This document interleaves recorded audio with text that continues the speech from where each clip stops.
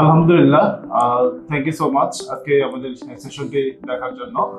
আমাদের আজকে বিশেষ একজন অতিথি রয়েছেন, যিনি কিনা নোয়াখালী হাতিয়া বাসা জাফর। সে হলো জাপানের পার্মানেন্ট ওয়ার্ক পারমিট, যেটাকে বলে ইন্টারন্যাশনাল জব সার্ভিস, সেই ক্যাটাগরিতে ভিসা পেয়েছে। আমাদের জাফর ভাই, আপনার মনের কিমুচিটা আমাদের সামনে একটু বলেন। আলহামদুলিল্লাহ, আমি অনেক খুশি, শুকরিয়া আদায় করি যে আপনার মাধ্যমে লেগে থেকে আমি ভিসাটা পেয়েছি এবং আগামী দিন জাপানের উদ্দেশ্য বাংলাদেশ ছেড়ে চলে যাব। আর দোয়া করি আপনারা এখানে যারা আসে সবার জন্য দোয়া করি, যাতে আমার মতো সবাইরে এই সাকসেসটা এনে দিতে পারেন। এই তো। আপনার পড়াশোনা কি ছিল? আমার পড়াশোনা ছিল গ্রাজুয়েশন কমপ্লিট, আর Japanese N5 complete, N4 running. জি। আপনার এখন বয়স কত চলছে? আমার বয়স 28 বছর চলে। 28 বছর? জি। মাশাআল্লাহ। তো জাপানের যে কোম্পানি, সেই কোম্পানিটা কোন এরিয়াতে? Tokyo area. টোকিও এরিয়াতে। আচ্ছা, কি ধরনের কাজের জন্য যাচ্ছেন? আমি যাচ্ছি রিসাইক্লিং কোম্পানি। রিসাইক্লিং জি কোম্পানি। জি। গুড। তো জানেন তো কাজ অনেক কঠিন। জাপান মানে কঠিন। ওটা বাস্তবে আসলে মানে গ্রামে কি কি কাজ করতেন আপনি? গ্রামে আমি কৃষি কাজ হতে, গার্মেন্টস সেক্টর হতে, এনজিও হতে সব কাজই করছি, সবকিছুর অভিজ্ঞতা আছে। মানে আমরা যে ফসল লাগাই, যে চাষাবাদ, হ্যাঁ, সব অভিজ্ঞতা আছে। আচ্ছা, ভারী কাজ করার অভিজ্ঞতা আছে। জেনে শুনে যাচ্ছেন। জাপানেও কিন্তু এরকম কঠিন কাজ? হ্যাঁ, কাজ দিয়ে প্রবলেম না, প্রবলেম হয়তো একটু ভাষাগত, ওটাও সলভ করে নেব। আচ্ছা আচ্ছা, গুড। তো আমাদের সাথে এই জব ভিসার প্রসেসিং যে সময়টা কতদিন ছিল আপনার সাথে আমাদের?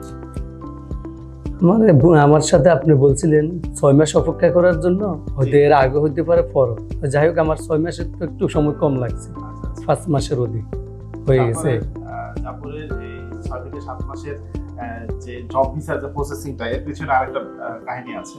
কাহিনী হচ্ছে, সে হলো স্টুডেন্ট ভিসা আমার এখান থেকে প্রসেস করছি। হ্যাঁ, অ্যাপ্লাই করছি, ওটা হয় নাই, পরে আর যাব না, ভেঙে পড়ছি, অনেক কিছু হয়ে গেছে আপনার সাথে আমার।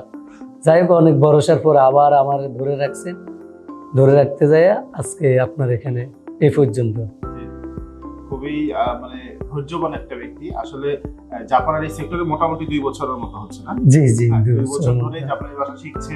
হ্যাঁ, এবং স্টুডেন্ট ভিসা অ্যাপ্লাই করছিল, স্টুডেন্ট ভিসা হয় নাই। পরক্ষণে আবার আশ্বস্ত করলাম যে তোমার যদি গ্রাজুয়েশন আছে, তুমি জব ভিসা ক্যাটাগরিগুলোতে অ্যাপ্লাই করতে পারো। তো আলহামদুলিল্লাহ, তার হলো প্রি ভিসা এসেছে এবং সে 1 বছরের ওয়ার্ক পারমিট পেয়েছে প্রথমে। প্রতি বছরের ভিসাগুলো রিনিউ হয়ে থাকে। হ্যাঁ, জাপানে আসলে 6 মাস 1 বছর নিয়ে গেলেও ওখানে প্রতি বছর ভিসাগুলো এক্সটেনশন হয়, যদি ইনকাম ট্যাক্স এবং অন্যান্য সোশ্যাল ইন্স্যুরেন্সগুলো সঠিকভাবে প্রদান করা হয়।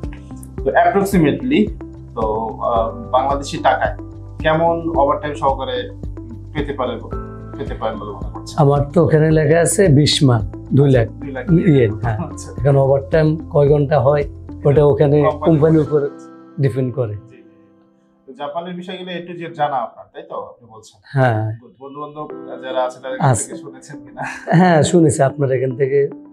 ছোট ভাই, বয়সে ছোট, কিন্তু একই সঙ্গী রাসেল গেল, রাসেলের বন্ধু তুহিন গেল, আবার আমার পরে আসি বর্ষা রানী গেল, বিজন দাদা গেল।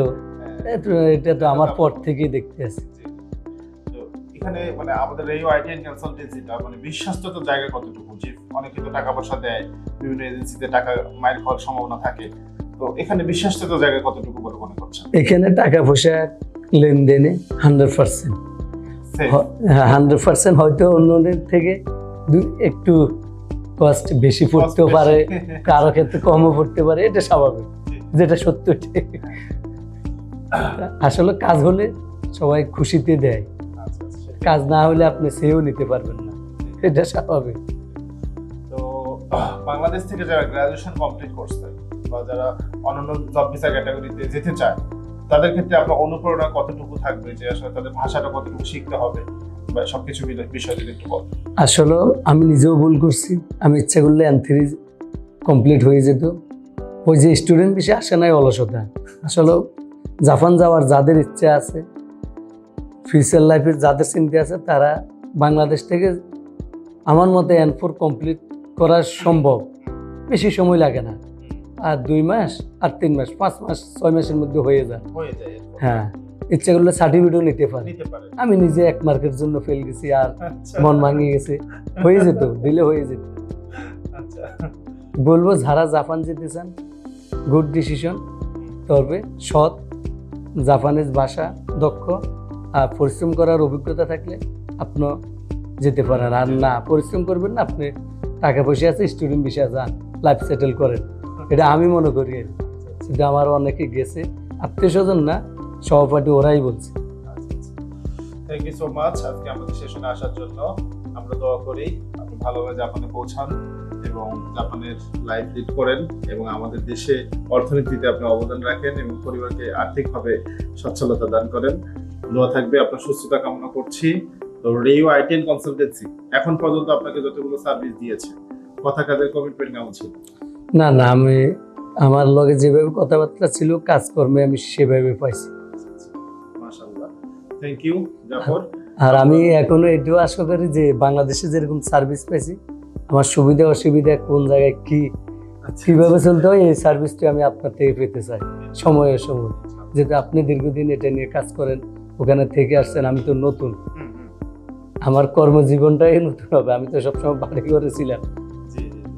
যাই হোক, খুবই সহজ সরল মানুষ জাফর, সবসময় সম্মান দিয়ে কথা বলে। হ্যাঁ, এর মধ্যে জাপানিজটা রপ্ত করেছে। হ্যাঁ, এক প্রকার ইন্টেনশন ছিল যে আসলে জাপানেই যাবে না, পরবর্তীতে আবার তার ভাই আমাদের খুবই পরিচিত, ডিফেন্সে জব করে।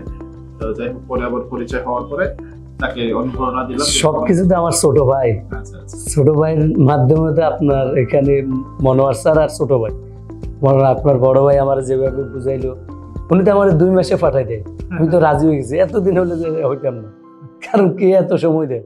তো এখন পর্যন্ত দেখলাম না, উনিও ভালো ডিসিশন দিছে।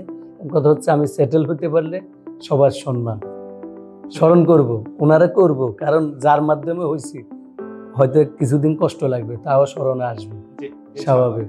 Thank you so much. আপনিও দোয়া করবেন আর আমিও চেষ্টায় আছি। আমার মেজু ভাইটারও একটু কিছু সময় পরে আপনার এখান থেকে করবো, আমি ওরও নিয়ে যাবো, এরকম আশাবাদী। ঠিক আছে, জাপানের জন্য সকলে দোয়া করবেন। তবে আবারও বলছি, জাপানিজ ভাষা শেখার কোনো বিকল্প নাই। যদি প্রকৃত অর্থে কেউ আমাদের জাপানিজ ভাষার গ্যারান্টি দেয়, আমরা তাকে জেনুইন জাপানিজ কোম্পানিতে কাজে গ্যারান্টি দিচ্ছি। এবং আবারও বলি, আমরা কোনো ভিসা ক্যাটাগরিতে আমরা 100% গ্যারান্টি দেই না। ঠিক আছে, রিজিকের মালিক হচ্ছে আল্লাহ। আল্লাহ যদি সহায় হন, হয়তো আপনার কুইক প্রসেসে হয়ে যেতে পারে, প্রথম ধাপেই আপনি চলে যেতে পারেন। দেখেন, ওর কিন্তু প্রথমে কিন্তু কি স্টুডেন্ট ভিসা রিজেক্ট হয়েছে, পরে কিন্তু জব ভিসা তার হয়েছে। তো এরকম রিজিকটা আসলে আল্লাহর পক্ষ থেকে আসে।